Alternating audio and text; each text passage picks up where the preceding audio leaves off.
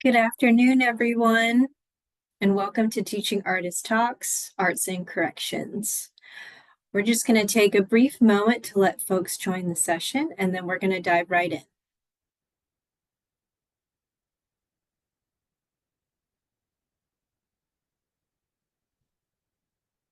All right. Just a quick heads up for everyone attending today's webinar, letting you know that it is going to be recorded. We are incredibly thrilled to be highlighting the impact of the arts and corrections this afternoon. And while we recognize that this session cannot fully capture all perspectives and experiences on this very nuanced topic, we do, however, hope that today's discussion will offer valuable insights for those curious about integrating the arts into these settings, as well as providing a deeper understanding for teaching artists who may already be engaged in this practice. My name is Lo Bruner, and I am the Arts Engagement Coordinator with the Virginia Commission for the Arts, and I'm joined today by my neighboring colleague. Good afternoon, everyone. My name is Lizzie Morales. I am the Arts and Education Program Director with the Maryland State Arts Council. Thanks, Lizzie. So today's webinar session is presented by the Mid-Atlantic Arts Education Managers Working Group and our partners at NASA. In addition to Virginia and Maryland, the Arts Ed Manager Working Group is a collaboration between several state arts agencies in the Mid-Atlantic region, which include the Delaware Division of the Arts, New Jersey State Council on the Arts, New York Council of the Arts, Pennsylvania Council on the Arts, the DC Commission on the Arts and Humanities, Instituto de Cultura Puertorriqueña, Virgin Island Council on the Arts, and the West Virginia Department of Arts, Culture, and History. We're so delighted that everyone is able to join us today. And before we get started, just take a moment to familiarize yourself with the Zoom webinar platform. There are auto captions available, which you can access by clicking on the Show Captions button on the bottom of the screen in Zoom console. In the Zoom webinar format, the audience will be able to see and hear presenters, but you will not be able to see your fellow audience members. However, we do invite you to engage in the chat for themes and ideas that are coming out for you during today's webinar. Next, we're going to invite Tiffany Richardson from Sound Impact to lead us through a short visualization activity. We'll also be hearing more from Tiffany later on in today's panel discussion as well. So now I turn it over to Tiffany.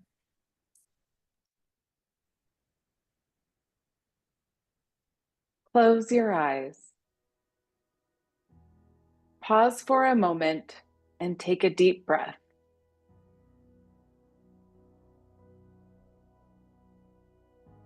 Imagine yourself stepping into a place where the air feels heavy with stories untold and often misunderstood. This is a space where time moves differently, a place where hope and hurt live side by side. As you walk through the locked gates, you move further from your own reality and freedom. You hear keys jingling and the sound of heavy metal doors slamming behind you. A sound that echoes more than just a barrier. It's a reminder of boundaries, safety, and vulnerability all at once.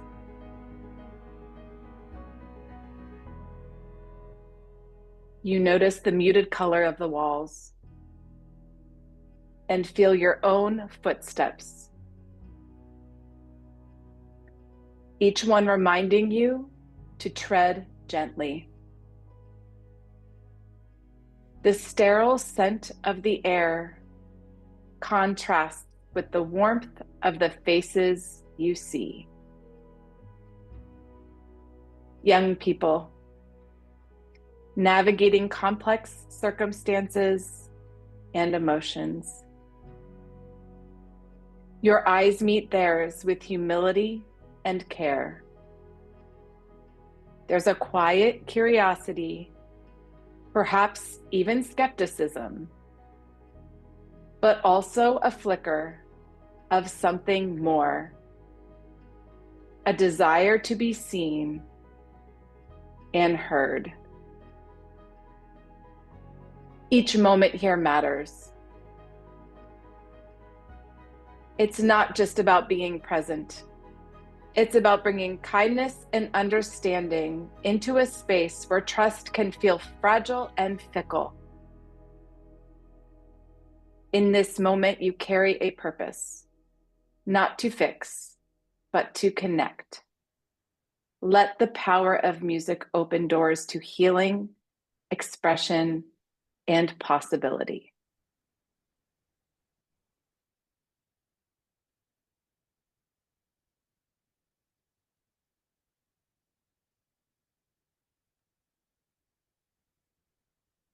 Thank you, Tiffany, for that powerful way to get us started this afternoon.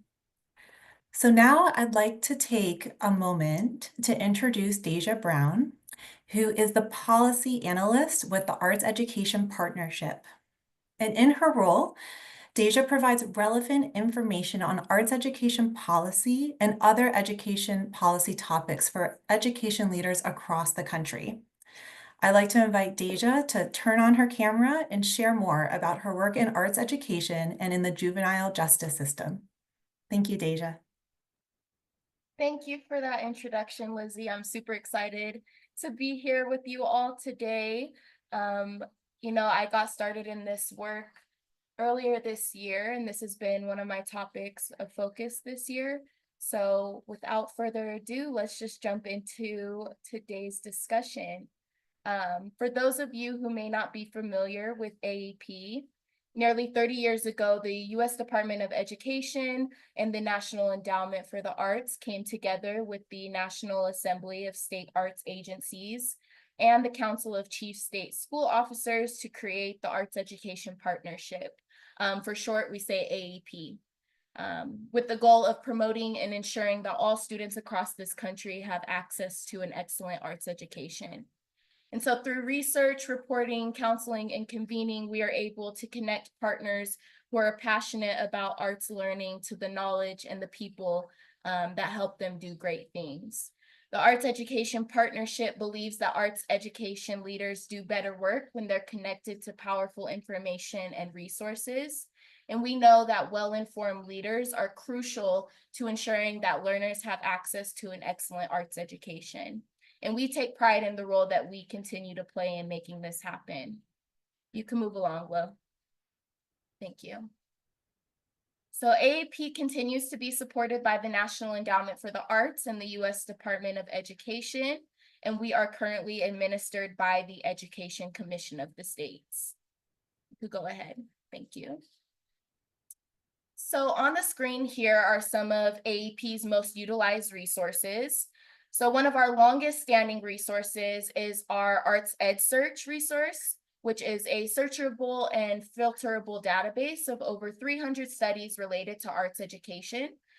This is especially useful for researchers, policymakers, administrators, teachers. Users can filter their search by student outcomes, whether that's cognitive or academic outcomes, by educator outcomes, by age, type of resource. There's multiple filters that you can utilize on this resource. We also have the Arts Ed Digest, which is AEP's bi-monthly newsletter highlighting news from AEP partners and organizations. This includes reports, research, and job opportunities. We really do try to share things for all different role groups, whether you're a policymaker, a researcher, an artist, even a teaching artist. We also have our ArtScan resource, which I lead. It is a comprehensive arts education policy database that includes 13 different policy areas across all 50 states, DC, and the Department of Defense education activity. And lastly, we have our Arts Ed Amplified, which is AEP's blog, where we share successful stories in the field. We share policy information, event information. We do a lot of outreach, and we also highlight different practices and research in the field as well. Our blog is relevant to arts ed leaders across sectors and filterable by category, author, and also date released. You can move along, Will. Thank you. So for context, every year we work with our federal partners to identify our focus areas in which we design our work around. And as I mentioned earlier, this year, one of our focus areas was exploring arts and juvenile justice. And I took the lead on this work this year. And so one of our most recent resources is one that I curated called Creative Pathways, Arts Education, and Juvenile Justice Systems. This resource provides program examples, policy information related to arts education across the juvenile justice spectrum, and much more.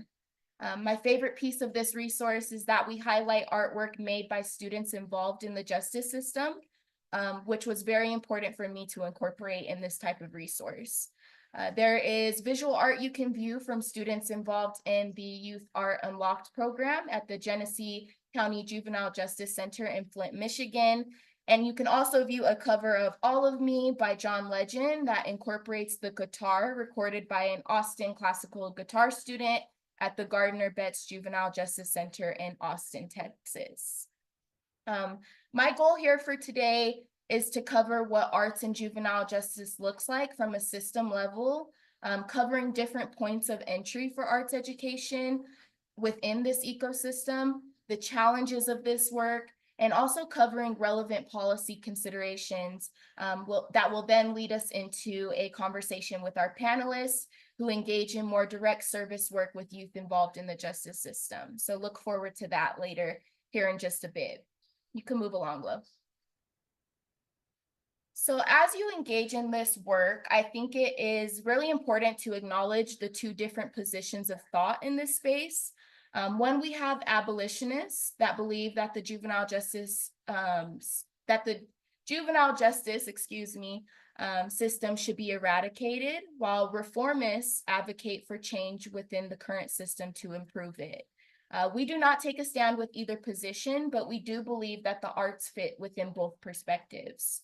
So with this, there is a wide spectrum of arts-based services for youth involved in the justice system. In our Creative Pathways resource, we highlight the 4 points in which the arts can be integrated to support these youth. And so early on, we have our preventative programs.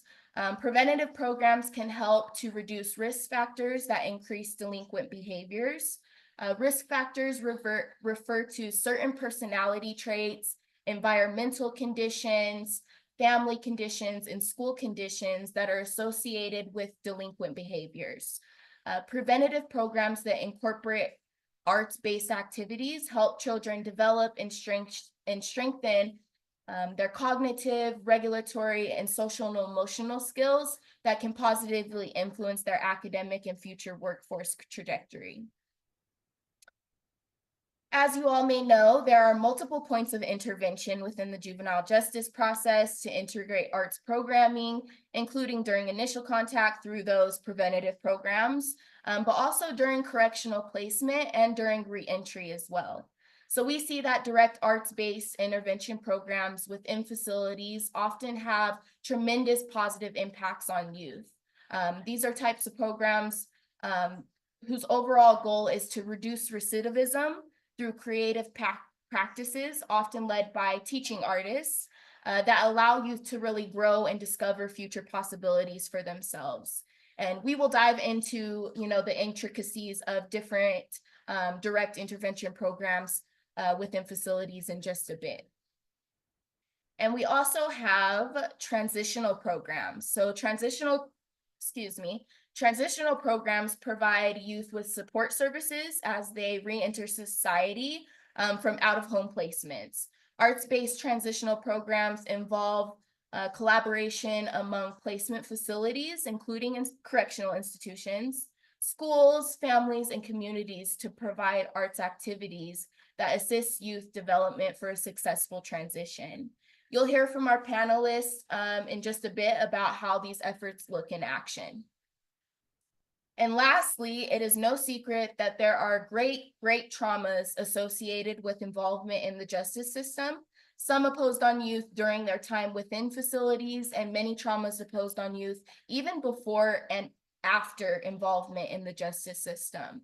And arts-based healing programs address these traumas and help youth build resilience, strengthen their coping skills, and foster positive self-esteem through different modes of art therapy. These programs provide trauma-informed supports that allow youth opportunities for self-expression and reflection in safe environments. And you can move along, Lo. Thank you.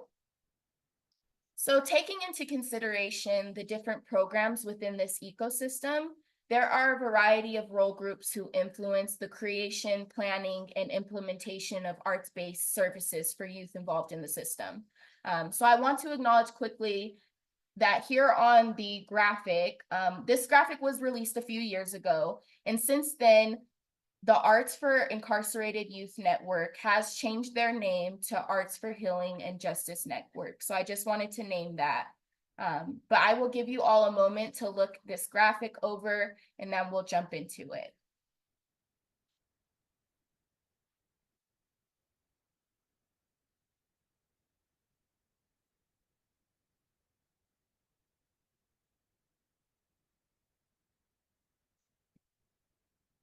So on the screen, you can see that stakeholders span juvenile justice, the arts, education, and wraparound support spaces across federal, state, and local levels, right?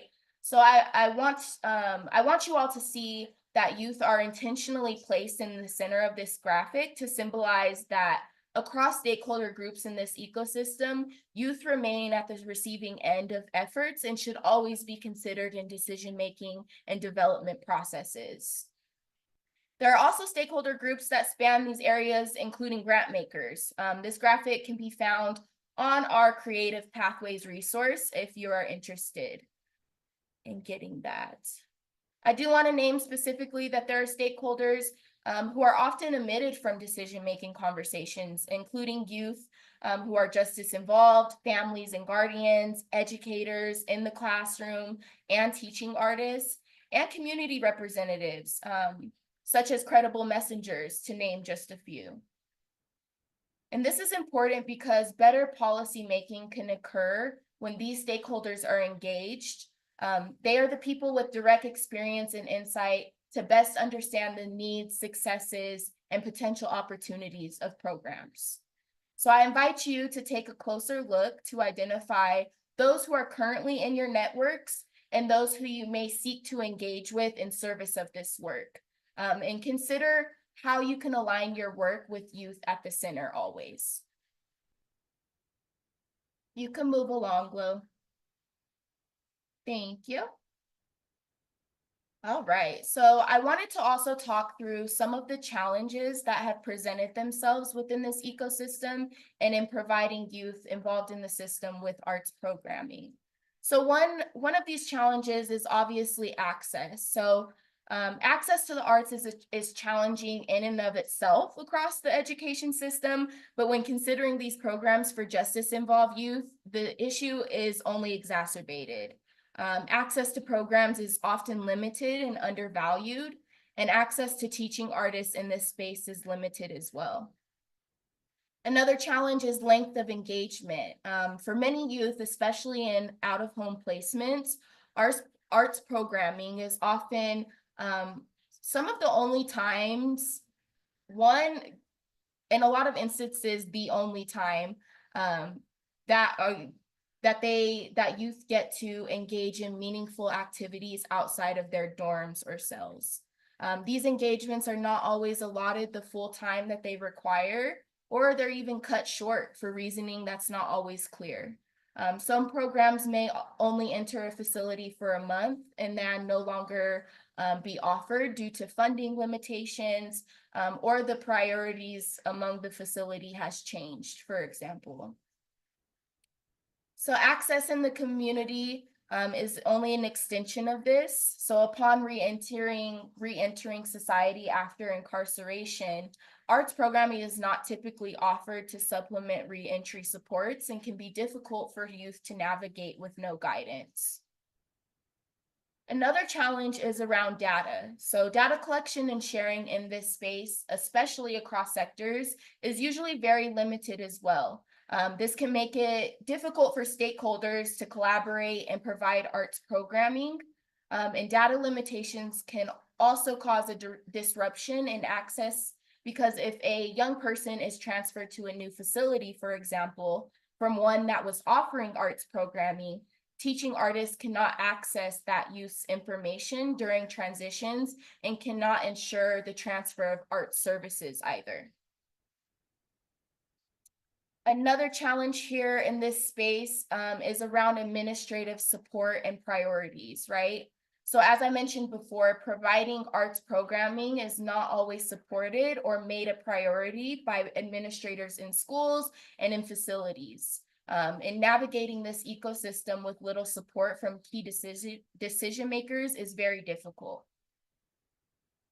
Another challenge is around accommodating to these youth, right?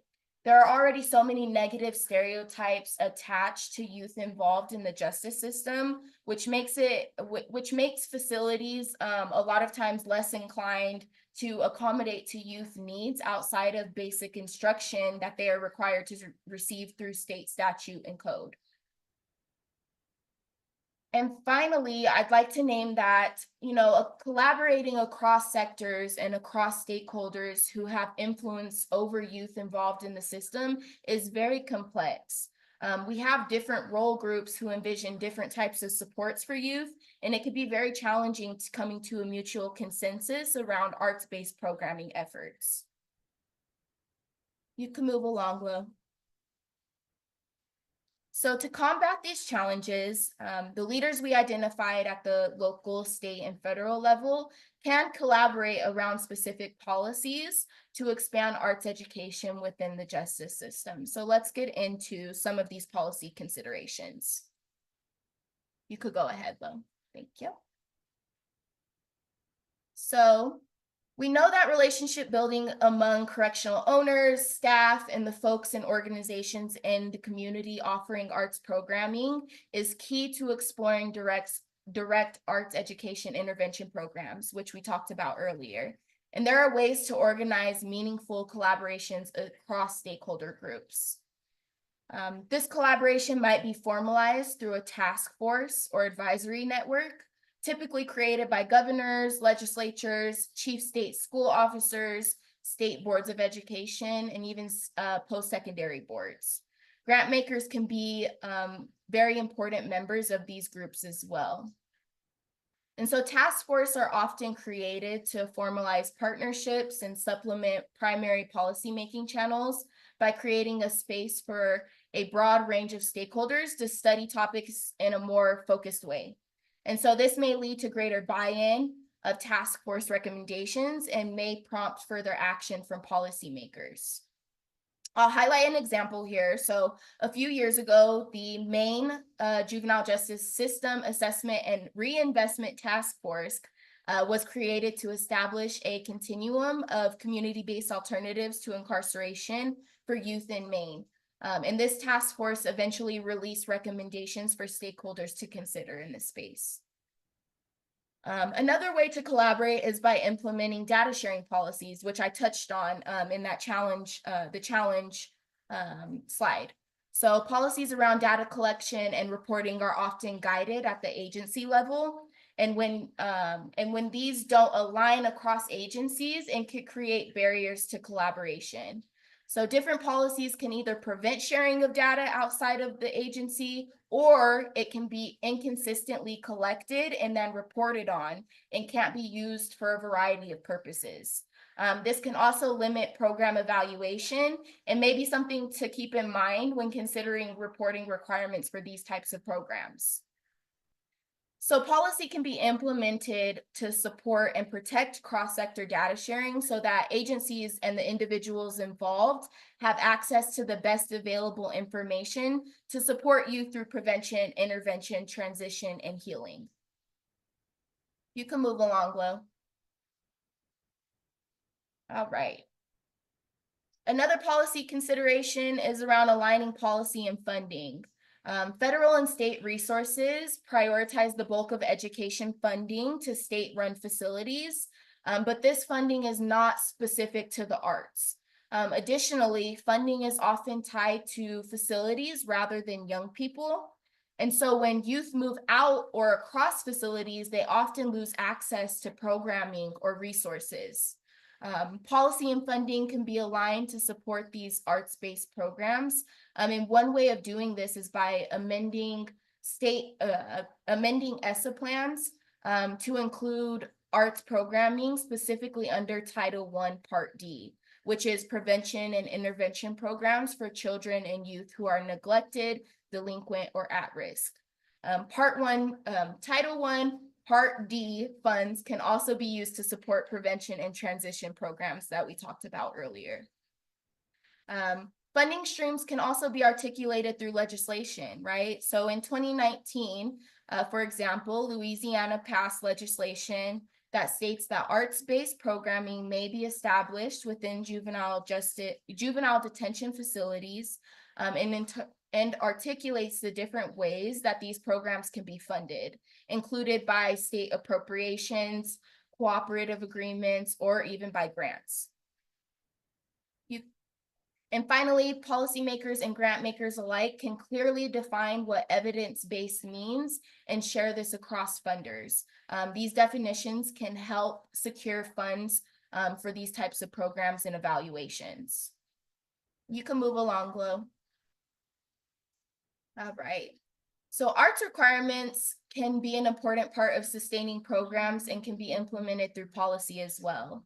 While most states have arts requirements for arts education in public schools, these requirements may not apply to detention facilities, depending on whether or not decisions related to the programmings are made at the facility level, by the state, or by the education agency.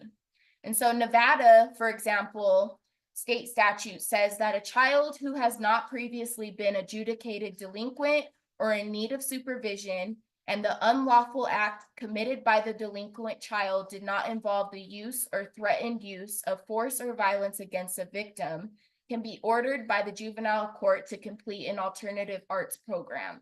And so Nevada is actually one of the only states we have identified that includes some form of arts requirements for students in detention facilities.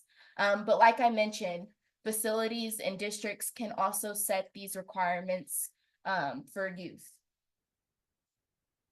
But even before the arts can be included as an instructional requirement, safety and security procedures need to be considered to ensure that they don't prevent access to the arts through banned materials or restricted access to educators, including those educators who have a personal history with the justice system, excuse me. And lastly, well-intended decision makers and funders often offer one-time only arts-based activities and efforts to expand access. But the concern here is that these one-time only or limited arts-based events offered in juvenile detention facilities may frame the arts as a reward to earn rather than a core part of their education. So arts requirements can help ensure access isn't withheld as a reward that must be earned. All right, you can move along, Lo. All right, so I know this was a lot of information to consume in a little amount of time, but my hope is that this information better helps you understand arts in the justice ecosystem, the challenges that exist in this space, and ways to combat these challenges through policy considerations. This information will assist you as we transition into a deeper conversation around this topic with our panelists. But here on the screen is my contact information. Please do not hesitate to reach out with any questions related to arts in the juvenile justice system. I'd be happy to connect with you. And please be sure to follow us on social media as well, to just keep up to date with what we have going on throughout the year at AAP. So at this time, I'm going to hand things off back to Lizzie to introduce our panelists for today's discussion. But thank you all so much for having me. I'm looking forward to our conversation here shortly. Yeah, thank you, Daizha, for sharing all of this information. And please check out the chat box for a lot of really helpful links that Daizha was sharing during her presentation. So feel free to see some more information there on how to look at their website and some of those wonderful resources that AAP put together. So next, we're going to introduce our panelists. We have 4 panelists with us today, and they each have approximately 5 minutes to share a little bit about themselves and how they got into this work. After each panelist introduces themselves, we'll bring Daizha Brown back on camera to facilitate a conversation with all of the panelists regarding their work in arts and corrections. So please stick around for that conversation. So first, I'd like to invite Karine Karuga to turn on her camera and share with us. Good afternoon, everyone. I'm so delighted to be here. My name is Karine Quiroga, and I'm a visual artist. And throughout my short presentation, you will see images from work that was created in the facilities, and I will point out some more in specifics as I go on. So in some ways, my journey that led me to this point in my artistic career may have started with my dad not wanting me to study fine arts and me relenting to complete a degree majoring in criminology and psychology. I did eventually study fine art, and it cemented my determination to be an artist in my own terms. And shortly after arriving in the United States, very serendipitously, I met the director of Project Youth Outreach, Artivate, and they did work in youth facilities throughout the state of Maryland. So I did my first project working at a youth facility in Baltimore, the Baltimore Juvenile Justice Center, in 2007. And shortly after that, I started working at the Montgomery County Correctional Facility in the Crisis Intervention Unit, and then also with the Women's Unit. I am on the Maryland State Arts Council roster. Grateful for that, because that provides opportunities and funding for some of the projects that I do in the facilities, both with organizations and as an individual artist. I've also, through time, worked with justice involved and justice adjacent youth art organizations. I worked with Arts on the Block, where I did mosaic mural projects that allowed me to work with gang involved youth. And then also the Choice program at UMBC, where they are court involved youth and oftentimes do their community service with the Choice program. I am also currently working at the Howard County Detention Center, where I'm doing a mural arts program, and I also have a knitting program that is funded through a creativity grant from the Maryland State Arts Council. And then I have the good fortune to work with my teaching partner, who I founded Solidarity Arts with, which I'll talk a little bit more about later, where we are teaching a class, co-teaching a class in creative writing and in visual art for the special management unit. And then during COVID, we started, because all of the programs shut down, we started doing distance learning programs, starting at the Maryland Institute for Women. Go to the next slide. So motivation and inspiration, I think going to arts and correction conferences in my early days and meeting people working in facilities and seeing the incredible work that they do really motivated me to go beyond just working with the organizations that I work with, but also started applying for my own grants to do my own work in carceral spaces. Secondly, creative expression is a human right. Artistic freedom of expression is not just a privilege, it's recognized as a human right. Article 19 of the Universal Declaration of Human Rights declared the right of freedom of opinion and expression, which includes the freedom to seek, receive, and impart information and ideas through any media. Incarceration strips people of many rights. However, providing opportunities for artistic expression underscores their humanity. And then whether painting a collaborative mural, artistically expressing ideas on paper, or knitting a baby hat, engaging in creative activities can provoke profound emotions, provide comfort when words fail, and sparks dialogue. It creates connections with others and the opportunity for self-discovery.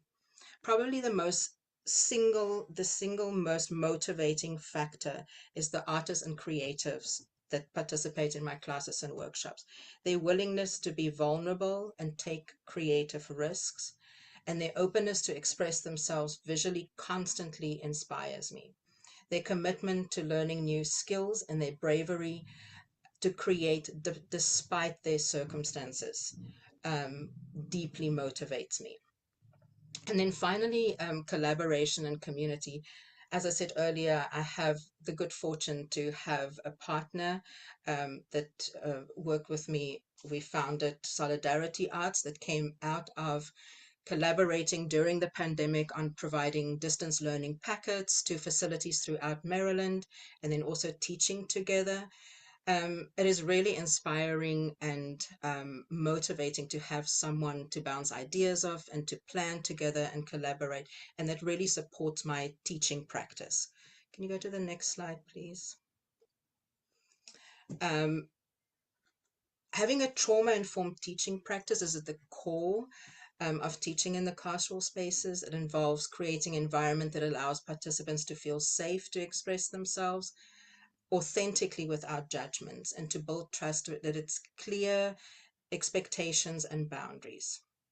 It's also guiding and receiving feedback, and actively listening to others creates an empathetic and respectful environment where the artist can share their work freely. One of the things that's very important is having consistently showing up, having routines and having structures. And examples of that is having opening and closing circles, opportunities to share.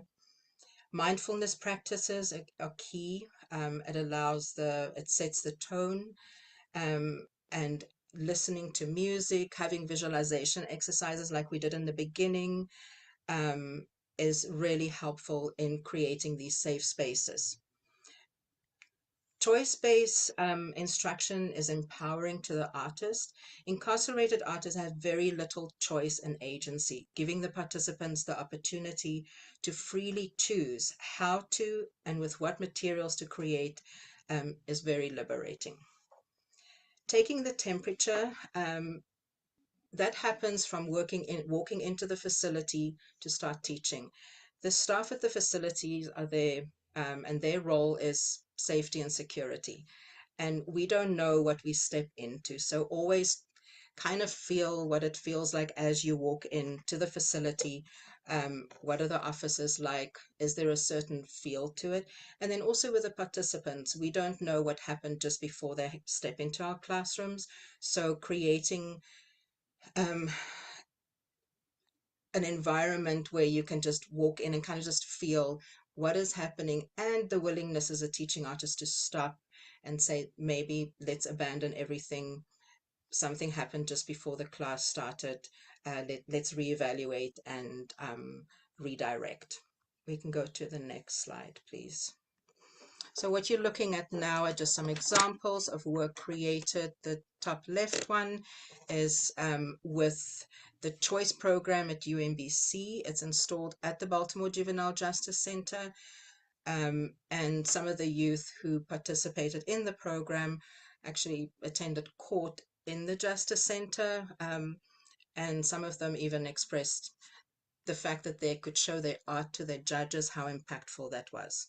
The bottom one is at the Victor Cullen Center. It's painted in their cafeteria, and something to point out is that the youth always participate in the planning and the whole process of creating the artworks. They have input at every stage and make choices at every stage of the creation process. The one on the right is created by young girls at the Noise Children's Center. And again, one of the ways that I allow them to feel ownership in the artwork. Everyone creates a small piece that gets incorporated into the work. And then also they participate entirely in the design of the work and make choices about color and placement of elements. So it's a very empowering experience. Final slide, please. The one at the top is, we just completed it. It's at the Howard County Detention Center, and I worked with 5 men who depict in this particular mural their incarceration experience. And you can see the ship sailing through turbulent waters towards a tree and its waves. It goes entirely around a room. There's some flowers symbolic of their growth and change as artists. And what you don't can quite see, but on the outside is a lighthouse, and the ship sails toward the lighthouse, which is symbolic of their own success and just surviving through the turbulent times of incarceration. Bottom left is we, again, grateful to the Maryland State Arts Council. We started a knitting program where we all contributed small little pieces of blankets, pieces of knitted squares that get sewn into baby blankets that we sent to a facility that will give it to needy mothers. And then on the right is as an example of some work done on the crisis intervention unit at the Montgomery County Correctional Facility. That's my most long-standing engagement, working with the men on this particular unit. And they, the only time they come out of their unit is when they come to the arts program. So it's a program that I'm very passionate about and very fortunate to have my teaching partner, Leslie Bumstead, who I'm going to call on next to switch on her slide. She's joined me there most recently to start a writing class combined with a visual arts class. So thank you very much for this opportunity. And Leslie, if you could switch on your video and your...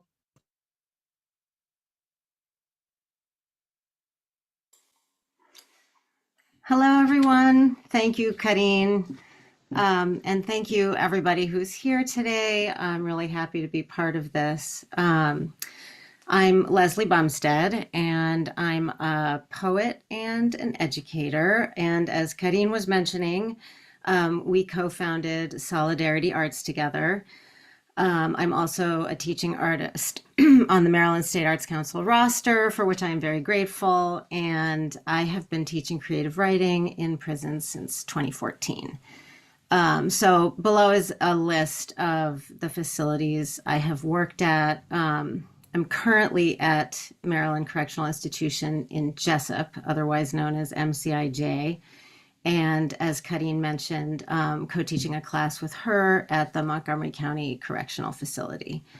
I've been teaching for about 10 years,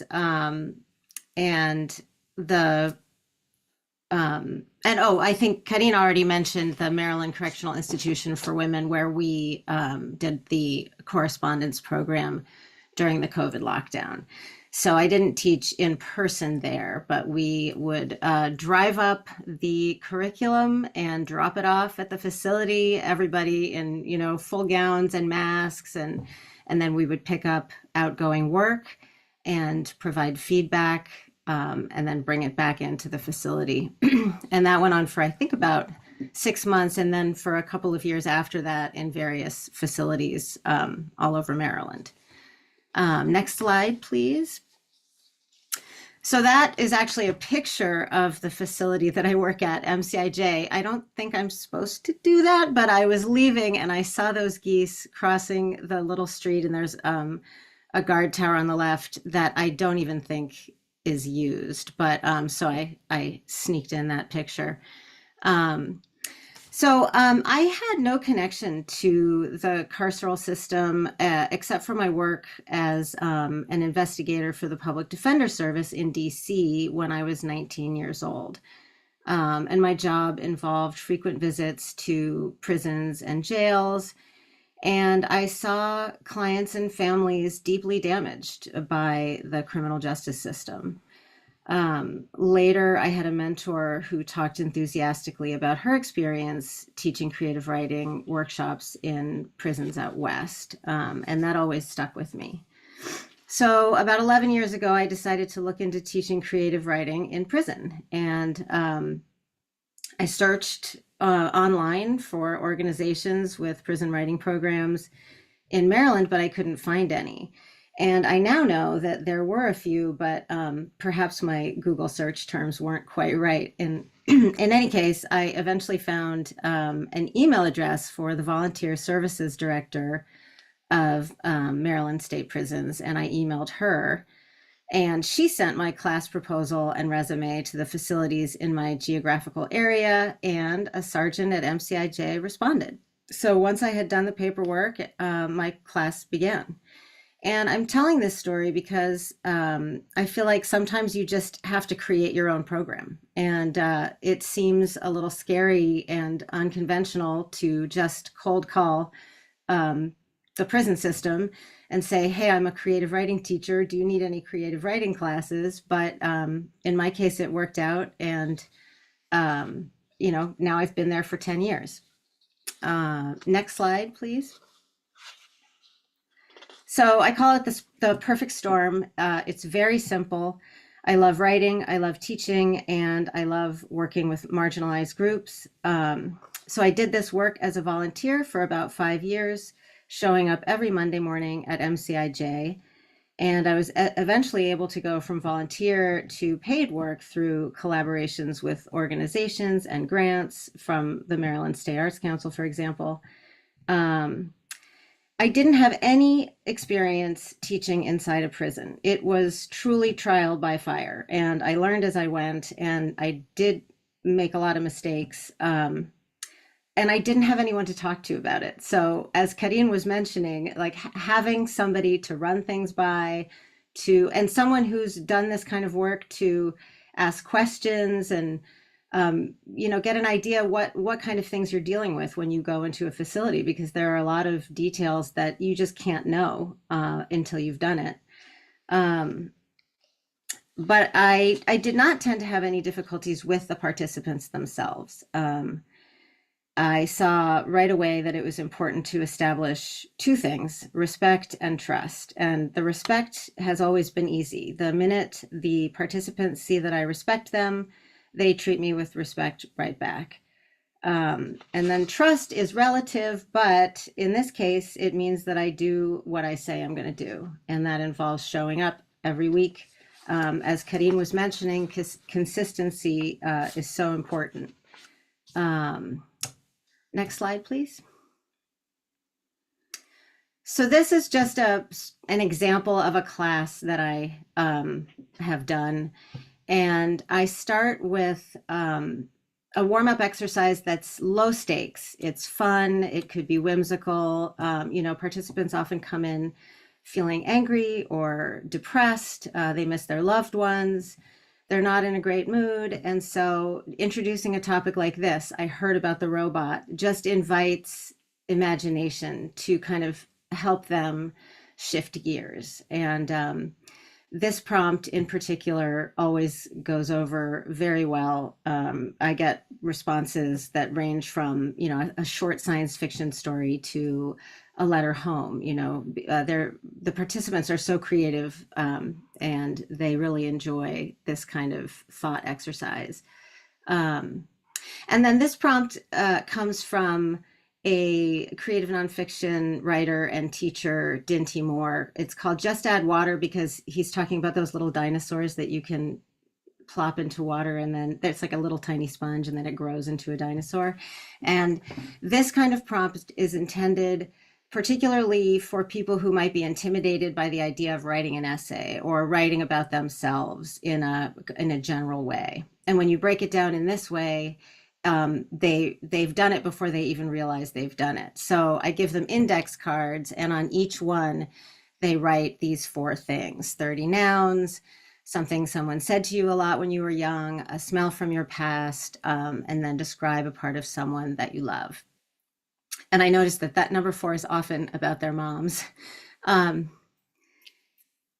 So then they read what they've written, and they share and give feedback to each other. I'm not going to read this one in the interest of time, but then sometimes I take them and type them up for them so they can see what it looks like on a piece of paper. All right, next slide, please. So this is the last slide, and I just wanted to quickly read. I'll just read the second poem, which is a response to the Langston Hughes poem Harlem, which begins with the line, "What happens to a dream deferred?" And so their assignment is to write kind of using that sort of question, and then using a lot of metaphors. And this participant was very intimidated by writing when the class first began, and this was towards the end. When the wind blows. What happens when the wind passes by? Does it disappear like the rabbit in the magician's hat, or does it return to the North Pole and chill like the ice cubes in the freezer? Does it swoop back to the south and hook up with the southern fried air and become the 100-mile-an-hour tornado that rips homes and dreams from their foundations? Maybe it becomes a summer breeze and spends the day at the beach. Or does it become Ira or Helen or Jane on the 5 o'clock news when we get the weather report about new hurricanes? No one really knows where the wind goes when the wind blows. So that's it. Thank you very much for listening. And it's passed on to Tiffany.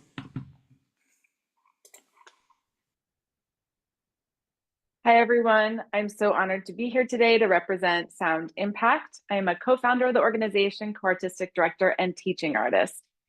Sound Impact was formed 11 years ago as a way to use music to empower young people beyond the concert hall. And we started doing that by working with young people in schools, international communities, and eventually juvenile detention centers. Our first performance in the Santa Cruz Juvenile Detention Center occurred in 2015, a performance during the holidays. We received a personal invitation from a friend of the organization, and that performance gave us the opportunity to connect with young people, be a part of their writing workshop, providing music in the background, and really see that this would become such an important part of our mission to bring arts into spaces where stories really needed to be told. So we started evolving the program, and which led to 3-day workshops and residencies, started in Northern California, so continued in Santa Cruz, California, Santa Clara, and San Francisco juvenile detention centers. Moved to Washington, D.C. in 2018 through work with the Department of Youth Rehabilitation Services, and moved to Virginia in 2023, thanks to some new grant funding and support from local funders and organizations like Virginia Commission for the Arts. And as a part of this work, we're all classically trained musicians in the Sound Impact world, but we've been working with vulnerable communities since the beginning. And so we have done a lot of research, speaking with other artists to learn how their programs work, learning about the communities by meeting with the people that teach the students in these facilities, talking with the staff, and of course, learning directly from the students as we do each program and building that out. We also have engaged in trauma-informed practices training and continue to do so. And we've worked with a neuroscientist to explore how music and movement support brain growth and social emotional wellness in young people.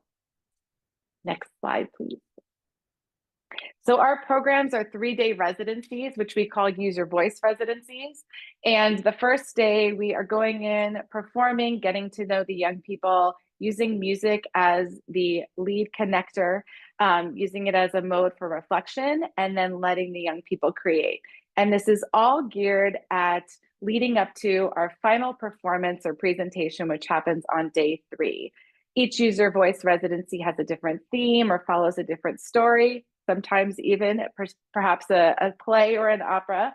And the students get to really put their own voice forward in whatever we're creating, and everything is very much directed by their talents, their interests, and responsive to them on the spot.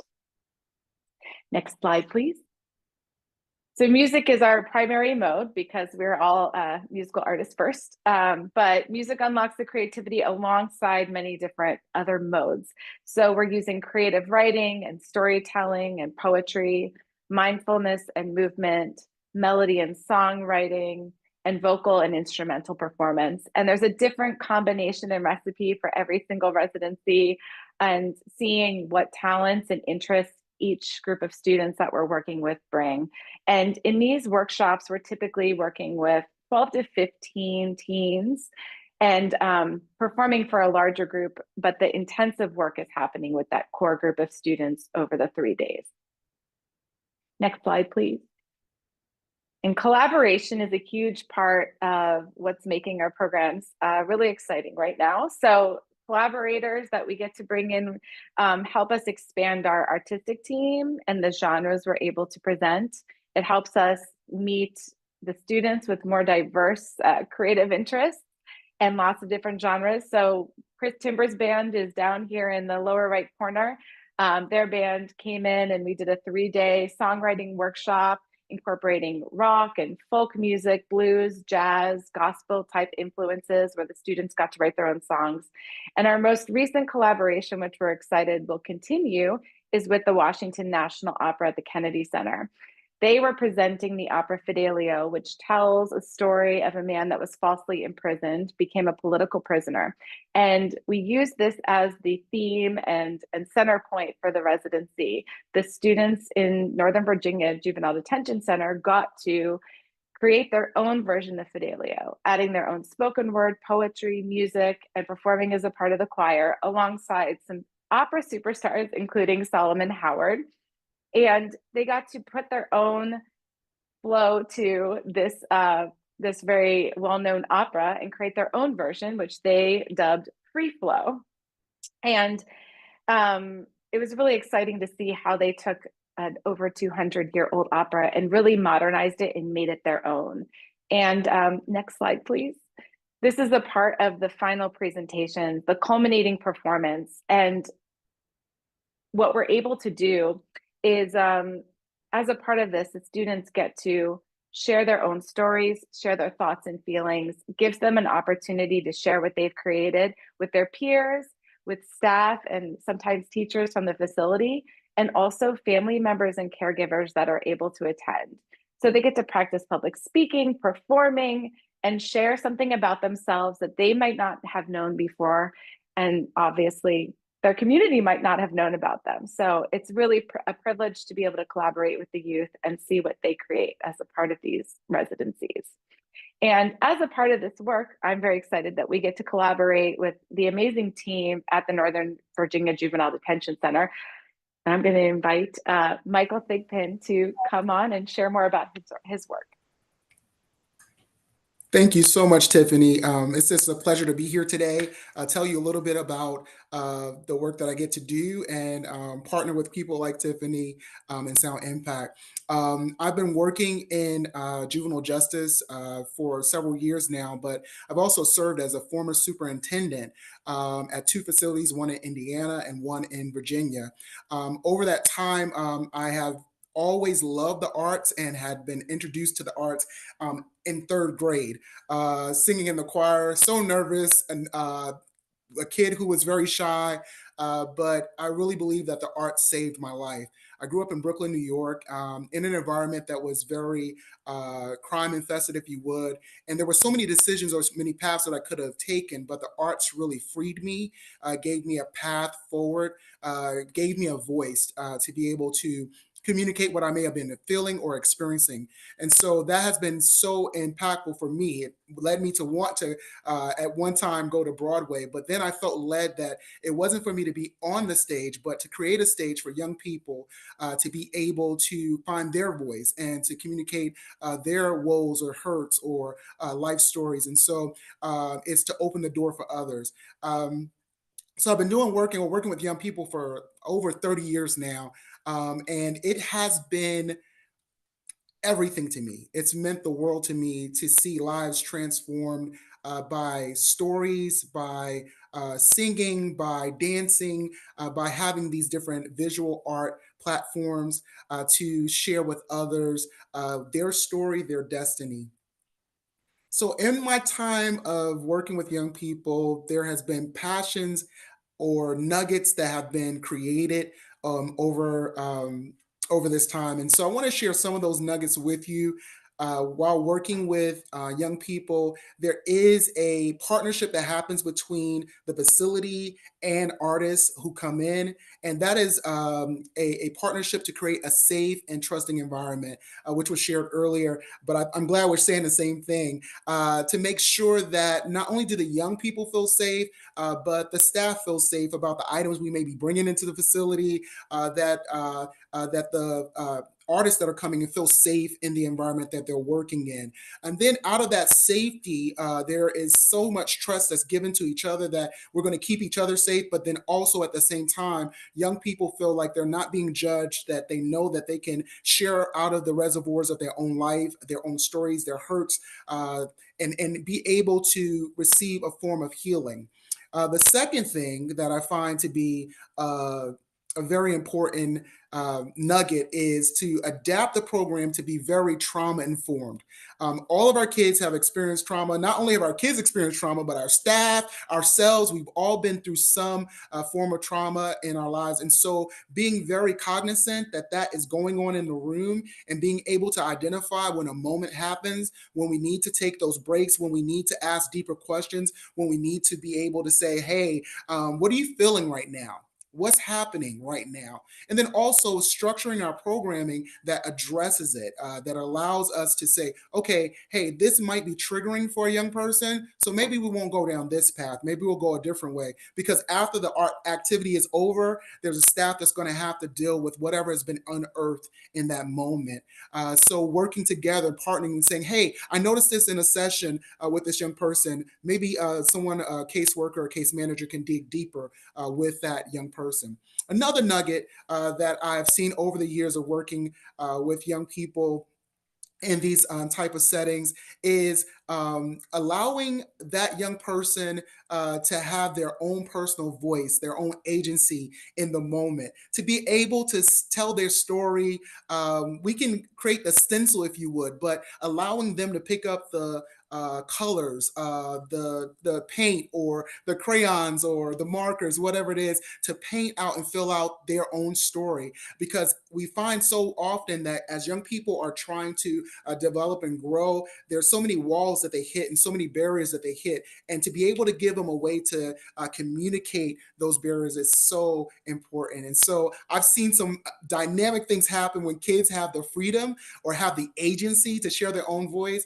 These are the things that they talk about in their treatment team meetings and their family engagement sessions. These are the things when they say, oh, I got to write this poem. I got to sing this song. I got to dance to this song. I got to do this piece. And it just illuminates the moment and it gives them so much pride. It's nothing like to see a young person be so proud of their moment and we creating that moment for them. Another nugget that has been so important to me and something that I think is a challenge for us, but something that we really need to work towards is it's finding a way for there to be collaboration and long-term goals. One thing is to develop a kid's portfolio that, they're developing an art portfolio, they're developing a song portfolio, they're doing these things and have something to go with them, but also making those connections outside of the community, connecting them with community organizations, whether it's local arts programs or it's their school or it's their local church, making sure that they don't just drop off, because some of our young people, it is their voice, it becomes their escape, it becomes a place where they find their freedom. One thing I often say is that engaging youth in the arts can inspire change, shift emotions, reshape thoughts, and motivate actions. I truly believe that we are able to change the trajectory of a young person by giving them a tool as simple as an instrument, giving them a crayon, a paintbrush, giving them a song, or giving them a piece of material that they can shape into something that they want to. It's so important that we give access. So that's me, and I want to pass it on back to Lizzie to take us to our next level. Thank you. Well, thank you all for sharing. So now we're going to dive a little bit deeper into this topic. So I'd like to invite all of our presenters to turn on their cameras for a panel discussion. And due to time, we're not going to have a formal Q&A period today, but please feel free to share your ideas and thoughts in the chat box. Perfect. Thank you, Lizzie. I just want to jump into things. We're running a little low on time, so just to start us off, I really want to lean on Tiffany here with her focus in relationship building in this space and in her work with residencies and things like that. How do you establish relevance and connection with participants? And who are the key partners in successful implementation of this work? As we design each of our residencies, we're really thinking about what type of music is going to connect with the young people, creating an entry point from the very beginning. And it might be a piece of music, it might be a story or a theme. We have the current advantage of sort of working on a regular monthly basis with Northern Virginia Juvenile Detention Center. And so that helps us building those long-term relationships with the youth, but also, of course, with the staff. We were really lucky when we received a grant from Alexandria City back in 2023 to start this work in Virginia. And we met with Executive Director Janetha McNair, and she is so committed to making sure that the young people there have really incredible opportunities across the board, but very committed to the arts programming and making this accessible. And she introduced us to some of the other partners that the youth were working with as well. So we were able to learn about what they were doing with the other partners, bring that into the themes that we were covering in our residencies as well. So again, using music as a way to reinforce what they're getting in other areas. And we do student surveys and ask the staff before a residency too, what do they want to hear right now? And we do our best to constantly accommodate that, because then they can see that they're a part of the design process and really directing what's happening. Absolutely. I think that cultural relevance piece is critical when dealing with youth. So I appreciate that and appreciate your input on that, Tiffany. Any of our other panelists want to chip in here? And also, how do you cultivate or maintain these relationships? Because a piece of it, is that maintaining these relationships as well. So what does that look like? I can answer that a little bit. I have I guess the privilege to have products that are visually appealing, that the staff on an ongoing basis walk past in the facility. So that creates a connection with the staff. Another thing is really like when we have mural dedications or showcases or anything, to invite the staff to those events. And furthermore, very often in the youth facilities, there will be a counselor or someone of the staff of the pod with the youth in the facility, in the workshop. And I've often invited them to participate with the youth, and that builds a connection with the staff, which just makes, we all have the same goal. is to engage the youth in positive activities. So having that relationship with the staff is key, and maintaining it in a cordial, friendly, and that's just one way of getting them, involved in what we do and showcasing what we do. Great. Thank you for sharing, Kitty. And so we know, I spoke about some of the barriers in providing these types of arts programming. And so what barriers have you found in trying to provide arts programming and facilities, and how did you overcome these barriers? Michael, I wanna lean on you for this one. Sure, Your sure, experience. sure. Sure. One of the biggest barriers is the mental barrier. Many people say, like, why do these kids deserve this? Why are we bringing people in? Why are we trying to do all these things for these kids? Well, these kids are the same kids that are at your community center, that are at your schools, that are in your homes. They made a decision in one part of their life, but it should not isolate them or alienate them from the services that they so desperately need. So it's the mental barrier first that we have to get through. And then there are financial barriers that we have to fight against. So often we're underfunded in those areas. And so one thing that was really helpful for us is partnering with Sound Impact at our facility. As Tiffany said, our executive director is a strong advocate for youth. And I tell you, a pleasure to work for, because she will go to the end of the line to make sure that a youth has what they need in order to survive. And so collaborating with grants and us doing our part. Sometimes it's Sound Impact finding the grant, sometimes it's the facility finding the grant. But whatever we need to do to come together to make sure that these kids are not alienated from the services that they need and deserve. Thank you for bringing that up. I think we overlook that, the mental aspect of things, and we have to truly start there, right? Leslie, I'm curious if you have anything to add here with your experience in bringing in programs and not really having that back end experience before coming into facilities. Yeah, I wanted to add to that something that I hadn't thought about in a while, which is that I did not appreciate when I first started going in that I'm a security risk. And I just didn't think about that. I was like, I'm just some, writer who wants to teach a writing class. But no, I'm a problem. I'm a problem for everybody who works there.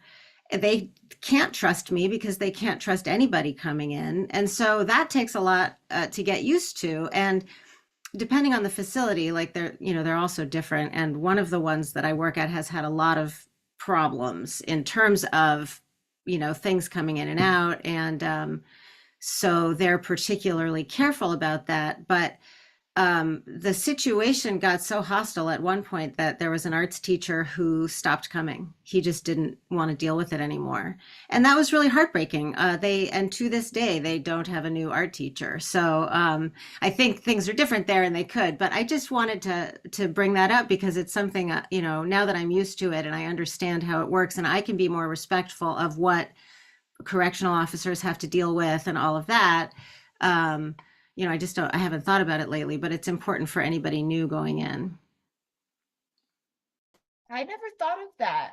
I'm glad you bring that up. And thank you for sharing. Karine, Tiffany, would you like to add anything here about some of the barriers you've may experienced in providing arts programming? Tiffany, even through residencies? Karine, you unmuted. Oh, I can go ahead. I think just something to point out, and piggybacking on what Leslie said, barriers, art supplies, because, we coming in, you have this grand plan of, oh, I'm going to do this project with this materials and everything. And then, thank goodness, I've had so much training and training from the facilities, from experts over the years, about the material that can come in and how to adapt to that. So it's like this constant game of being respectful and acknowledging the fact, that there's a reason why we can't bring in certain materials. But then I also think it creates new opportunities. You think about creating and making in a new and interesting way, inventive way.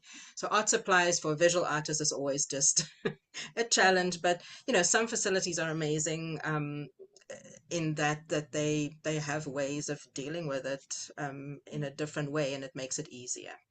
Yeah, I think this is a good transition to our next question around materials and having access to these materials to provide quality arts programming, right? So Tiffany, I want to lean on you a little bit here, and also Karine and Leslie. How do you prepare these lesson plans or activities for residencies in correctional facilities? And what are some key elements that are important to consider when creating these lesson plans? I can just jump in first. In terms of the residencies, the 3-day residencies, why we're currently doing that plan and have been doing that for a few years is because if we went on a weekly basis, we may end up with different students every time. And we want to make sure that what we're doing is sequential and we're able to scaffold the lessons. So, and work towards something in the end. I think in like performing arts, the end product can teach us so much. And so for us, we don't have a lot of materials necessarily that we're bringing in, but we're bringing in tech equipment. And at some facilities, they have access to musical instruments, which is very exciting. So at Northern Virginia Juvenile Detention Center, not when we first started working there, but now they have an incredible music room where there are a lot of instruments that we have access to on most of our visits. And so the students are able to access those instruments, but that in other facilities, we've never had access to that. And that is a huge barrier. So we have to take into consideration, what do we need to bring as a small nonprofit in to help support the students where they are? And you're dealing with a multitude of different levels of history in the arts and kind of context. So that's something that we're thinking about.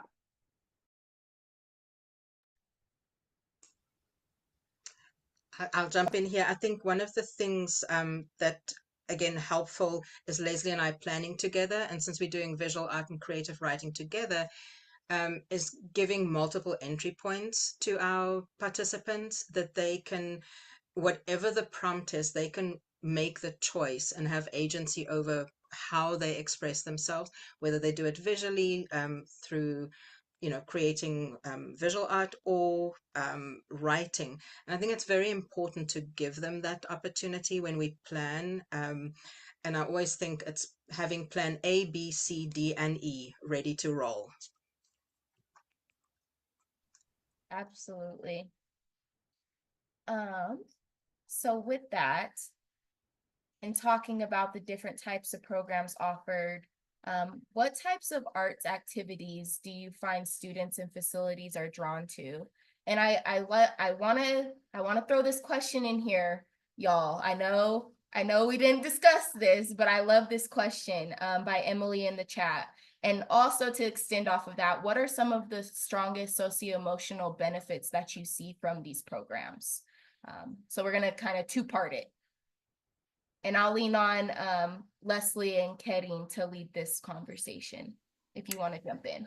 Yeah, I'd love to jump in on that one because and this can sort of address both questions at the same time. One of the most important aspects of my program is giving feedback.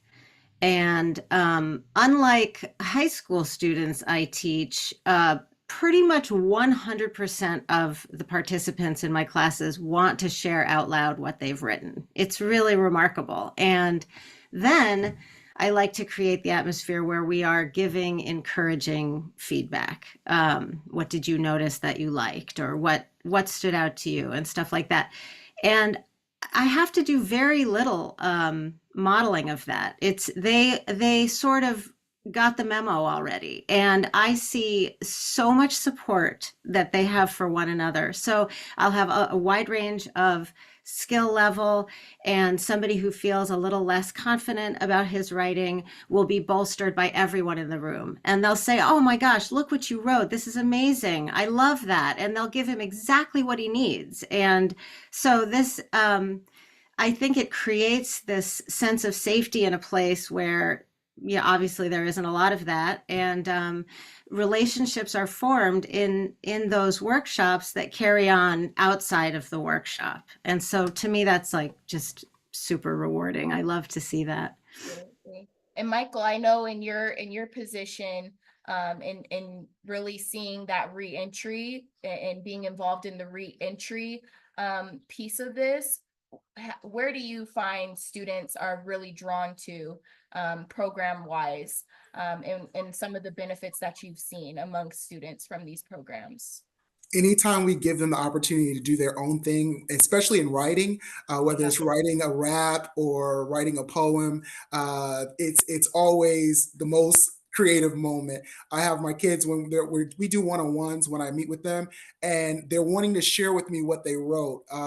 Sometimes I actually push on them in that area when I know they can write, to kind of inform and be therapeutic for them. I'll tell a quick one. I had a kid recently who was with us who had overdosed twice. And thankfully made it to this point. And I asked him, I said, I know you're a writer. I want you to write a letter to your mom. And I said, in this letter, I want you to write if she had found this letter and you weren't here. This young man took him 2 weeks to get the first letter out, words out. And he came back to me and he said, I don't know how to start it. And I said, Mom, I'm sorry you had to find me like this. And before I knew it, 2 weeks later, when I came back to talk with him, this letter literally, as he read it to me, I had to fight back from tears, but it was so therapeutic for him. A letter he would never give his mother, but for him to be able to deal with those things that he was so grateful and thankful from his mom for what she had done for him. So the arts has so much power. And yeah. Yeah, thank you for sharing that story. I think those are the stories that people need to hear, right? Truly give you that perspective of how these programs truly impact students. And so, we're running in the interest of time. Let's jump down to our closing question. And so, what are examples of resources and supports available to students transitioning out of facilities to continue their access to these arts experiences?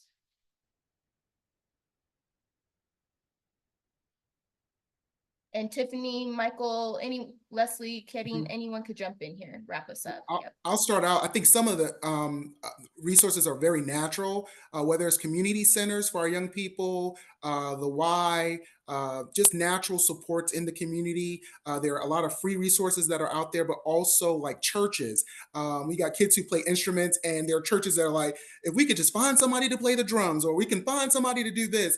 And so just opening those avenues, making calls for them, and connecting those resources.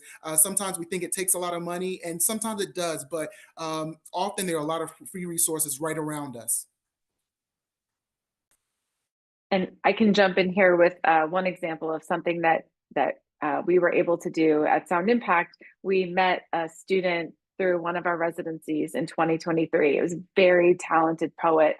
And he was a part of our residency. We worked with him 2 times. And then when he was out, we were able to invite him to perform with us in a separate program, pay him for his performance.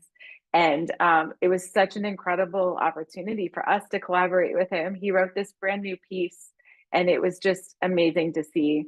But there are challenges that come with that. Keeping the relationship going is challenging. But we're working on ways to see how we can continue to support the young people when they're out, because we would love to collaborate with them. And so we're talking to other partners about this too, but there's so much potential there. Yeah, it's definitely a learning journey. Absolutely, Tiffany. Thank you for that. All right, y'all. So any last thoughts from our panelists? Leslie, Kedding, any last thoughts from you ladies as we close out? I just want to thank all the panelists for just such interesting, wonderful information. I feel really inspired by all of you, so thank you. Absolutely. Thank you, Leslie. Yes, Echo thank that. you to our panelists. Shout out to our panelists Yeah. for doing your amazing work, sharing your passion in this space. Shout out to our ASL interpreters and our organizers today. And I'm going to pass it back to Lizzie to close us out, I believe.